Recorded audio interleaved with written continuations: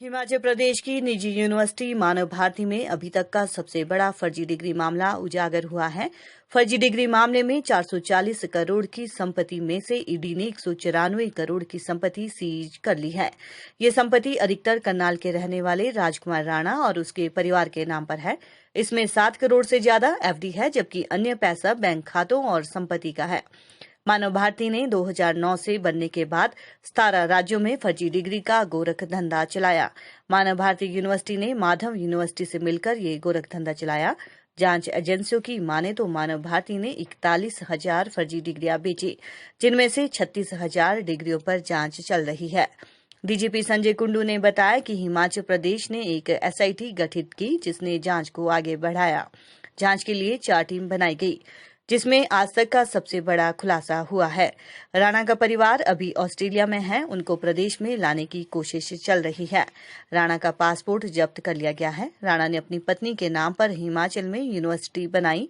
तत्कालीन भाजपा सरकार की कैबिनेट ने पहले यूनिवर्सिटी के प्रस्ताव को खारिज कर दिया, लेकिन 1 साल के बाद ही 2009 में धूमल सरकार ने यूनिवर्सिटी खोलने की अनुमति दे दी।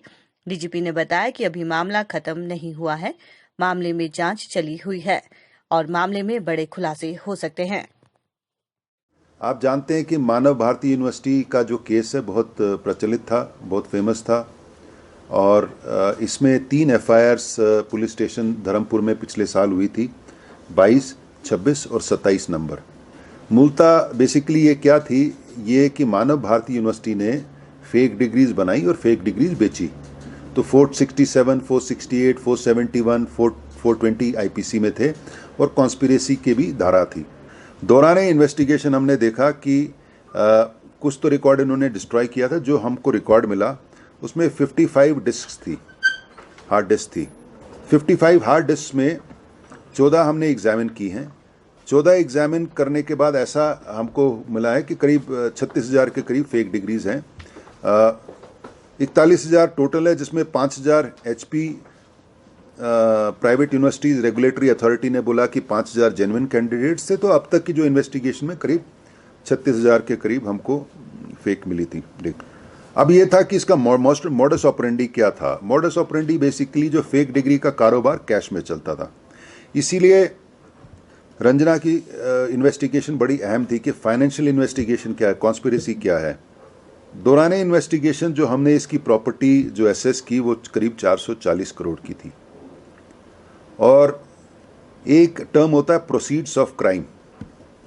प्रोसीड्स ऑफ क्राइम हमने पाया कि 194.17 करोड़ इसका प्रोसीड्स ऑफ क्राइम है और हमने ईडी को लिखा।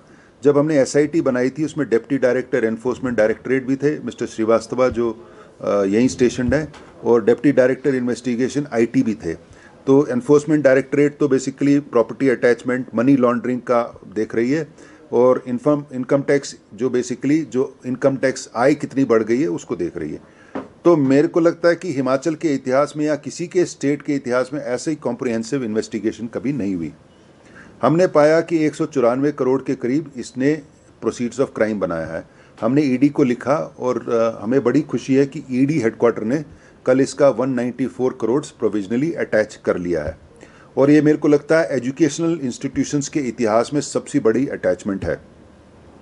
ईडी का कहना है कि मनी लॉन्ड्रिंग काफ़ी एजुकेशनल इंस्टीट्यूट्स के थ्रू होती है, लेकिन ये पहला केस इंडिया में ऐसा है और हमारे सौजन्य से कि पहला केस पकड़ा गया है जिसमें मनी लॉन्ड्रिंग एजुकेशनल इंस्टीट्यूट्स में होती है।